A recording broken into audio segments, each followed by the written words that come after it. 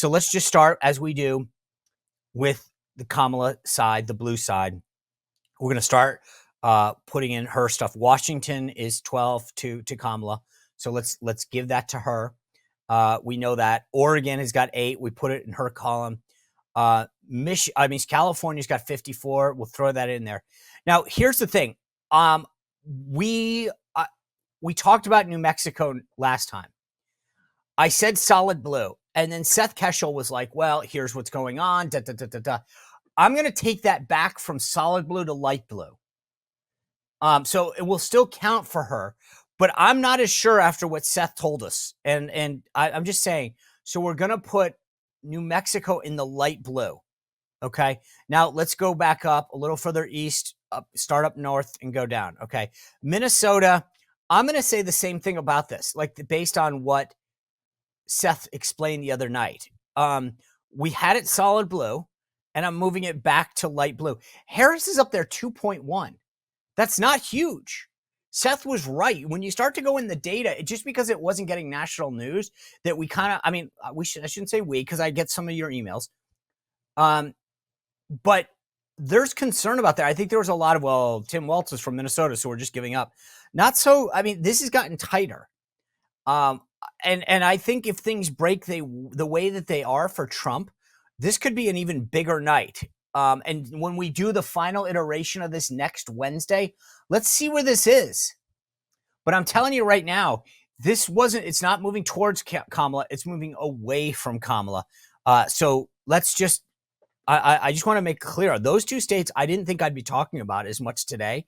I am. Seth Keshel brought the receipts, showed us the data, and I'm going solid blue to light blue, trending towards Trump. Again, I think he put it best. I'm not saying we're going to win them, but I think that there's 4 states, you'll see 2 more coming, where we're doing this for. All right, let's get back to the solid blues, though. Colorado, no question about it. Those 10 electoral votes go for Kamala. And then we move a little further east, and we've got Illinois. So those 19 go for her. That gets us to 118 for her. And then let's go to the Northeast, right? We've got Vermont with its 3. Now, I said this last time. We're going to go to New Hampshire, 4 electoral votes. You heard Seth the other day. Because it's only 4 electoral votes, we haven't had a lot of interest. Same way we didn't with New Mexico and Minnesota. I'm going back from solid blue to light blue on New Hampshire as well. So it's moving towards Trump. The data shows that, Harris is still up there, but only slightly. She's up just within the margin of error right now. And it's moving towards Trump again. We keep talking about this trend. So let's see next Wednesday where I'm willing to go with this. But right now, I'm going the opposite way. I've got one more state. I bet you can guess it now, but we're not there yet. That's moving in his direction. So this gets her there. Now, Massachusetts, we're going back to the solid blue. That's 11 electoral votes for Kamala. No question about that. And then the same thing with Rhode Island's 4. There's no question. Although I will tell you, I think Rhode Island's going to come in a lot closer than people think. I spend a lot of time there. I grew up there. I'm just telling you, I don't think we'll win it. But Rhode Island, I think, and this is like the anecdotal side of me, right? Which I always tell you guys, focus on the data. So I don't want to go off on a tangent on non-data specific things. But I'm telling you, I think Rhode Island is going to come through closer than we've seen in the last 2 cycles. Not going to win it, but a lot closer, because I think so many working men and women, there's a lot of people who make their living on the Bay, fishermen, etc., that I think are tired of the Harris-Biden administration and their policies. I think they're voting Donald Trump. I talk to Uber drivers all the time. They'll say the same thing. Lawn care people, the working men and women out there, I think, understand how their policies of this administration have affected them. They're going to vote for Trump. So that's my prediction there. Connecticut, 7 electoral votes.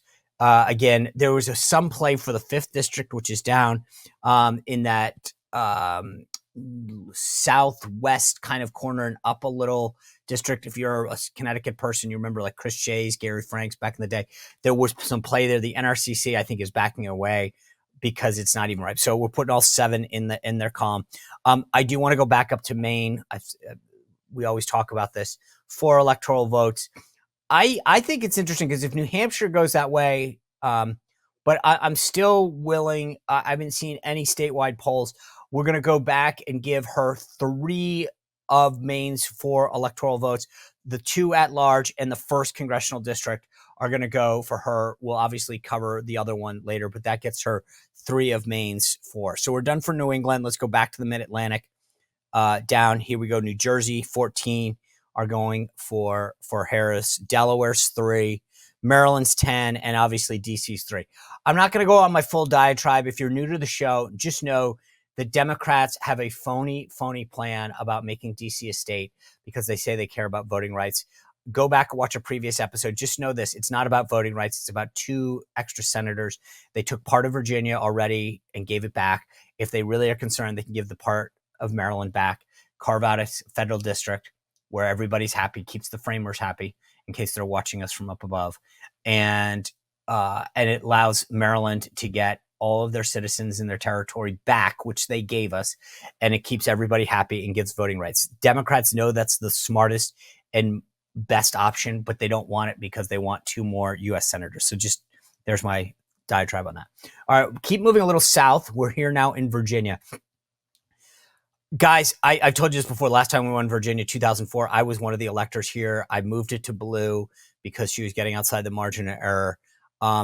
I'm just telling you, I think, let me just see if I can find. We're now looking. I mean, Harris is getting closer. The trend, for a while was outside the margin of error. It's getting closer. I'm putting that back in the light blue. There's my 4th state that's light blue. I think where I am up in Northern Virginia is very difficult to overcome, but we're trending in the right way. So look at those 4 states that I talked about based on the data that we saw earlier this week from Seth Keshel. Minnesota, New Mexico, New Hampshire, and now Virginia, all moving in the Trump direction. That's 32 additional electoral votes that might be at stake. But we've got one more week. When we tune in next week, I'll give you the big update on that. All right, let me catch us back up. And then I think the one that I missed on her side so far is Nebraska's 2nd district. Now, Dan has emailed me. If you go to SeanSpicer.com, sign up for my newsletter. I do a VIP section there and everything. But if you go to SeanSpicer.com and sign up, Dan has been emailing me, and he's been saying why, he's so concerned that potentially we end up at a 268, 270 electoral, and Nebraska 2 is the one key thing, because if you flipped it the other way, it would be 269, 269. The House would matter, right? I get it, Dan, and hopefully things are trending. It sounds like Deb Fischer, who's running for the Senate, is coming out a lot stronger. There's a lot of money going into Nebraska now that could potentially put Nebraska 2 in play. I will do this for you. I'm going to shade it light blue. This is a game time call. I was not going there. I'm going to shade Nebraska 2 because there's so much money flowing into Nebraska to make sure that Deb Fischer, the incumbent Republican senator, gets shored up, that maybe, Dan, this helps secure that Omaha area where they have got they call it the blue dot there. I'll go light blue for now. We'll update it next week. We'll talk about that. But now we're at 33 electoral votes that are potentially. But Don Bacon, the Republican senator, congressman who represents the 2nd district, has been a little skittish about what's happening there. This should not be a slam dunk for Harris. I agree with you. It should be in play. They've got a team out there working the ground from the Trump Force 47 effort. I'm just telling you, I will try to get more information about Nebraska 2 for next week. I've got some folks on the ground that I can call about this. I'll get you an update whether or not when we do it next Wednesday, we will be, if you're not playing at that point at a serious level, it's not in play. So we'll find out more, but that one I'm willing to do that. All right, let's get to the other side. Let's get to the red states. We're going to go west to east, north to south, same way we did. I'm going to start with Alaska. Oh, I didn't hit Hawaii, did I? I'm sorry. I knew it. There's a reason I always put this in the script before we get to Trump. I knew my math was a little off. So there we go. We're going in. Kamala at 198, but I think 33 are questionable. Here we go. Trump. I won't do this again now. I'm going to start with Alaska's 3. Just so we're clear, this is why Dan gets all excited, who keeps emailing me about Nebraska 2. Because if this was a tie, every state in the new House of Representatives gets one vote. Senate votes for the vice president, but it's the new Congress, not the old one. The House right now is represented in Alaska by Mary Peltola, a Democrat. Long story how she got there. But Nick Bicich is right now up 5 points. This is a flip. That means Alaska's one vote would go to Trump. California would go, obviously, to Harris. Every state in the new Congress, in the House, gets one vote for president. You care about this because, God forbid, it did end up as a tie. You want as many states, congressional delegations controlled by Republicans. The Senate would pick the VP. So this could be huge, too, on that side. I'd have to do the math because that's a little weirder because, obviously, if you have 1 and 1, like a Democrat and a Republican, they cancel each other out. So the states where you get 2 Republicans is going to be huge. Anyway, that's why Alaska matters and why Dan is so obsessed with Nebraska, too, because if it gets to be tied, it's all going to matter. So we're adding Alaska's in. Now let's go northwest down. Montana's 4, in for Trump. Idaho's 4, in for Trump. Wyoming's 3, in for Trump. Utah's 6, in for Trump. No changes, right? All this looks familiar to you. Let's go back up north and move south. We're going to go North Dakota's 3, Trump. South Dakota's 3, Trump. That's so cute, right? They both get 3. There's a little parody in the Dakotas. Nebraska, we talked about this. Trump, they have 5 electoral votes at stake. Like Maine, they're the only 2 states that divide their electoral votes by congressional district. They have 5 congressional districts. We talked about Nebraska 2nd district and why Kamala currently gets that one on the light blue. Trump gets the other 4, the 2 statewide at-large electoral votes, and then the 1st and 3rd congressional districts. So he's got 4 coming out of Nebraska. We'll see where we are next week. I will try to get an update there.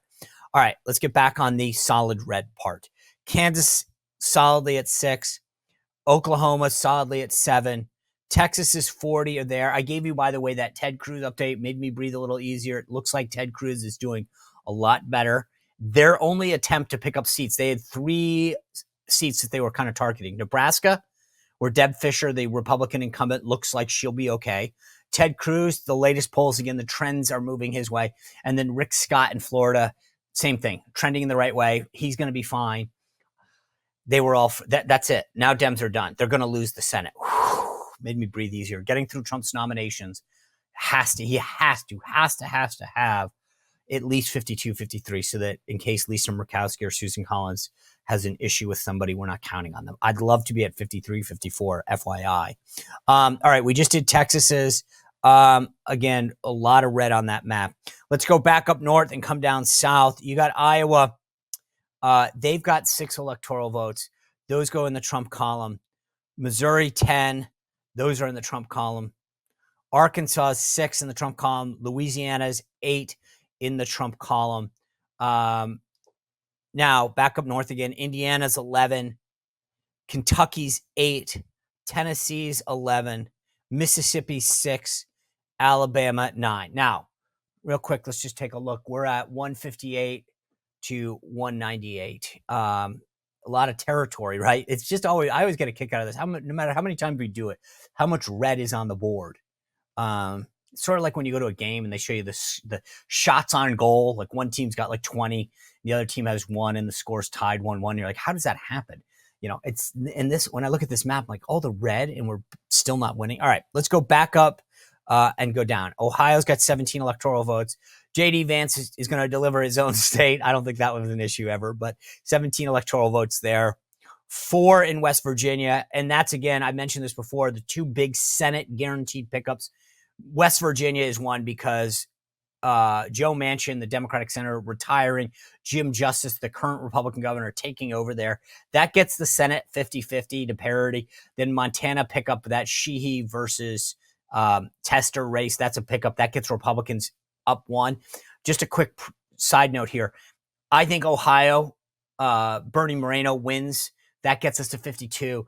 And then I feel bullish on the blue wall states. So I'm telling you, we could end up 54, 55, which would be amazing for a lot of reasons, because there's going to be a lot of folks already in cycle for that next 2 years later. This is a great playing field for us. So the more you can pick up, the better. It's like running the score up in the second quarter, like get it going.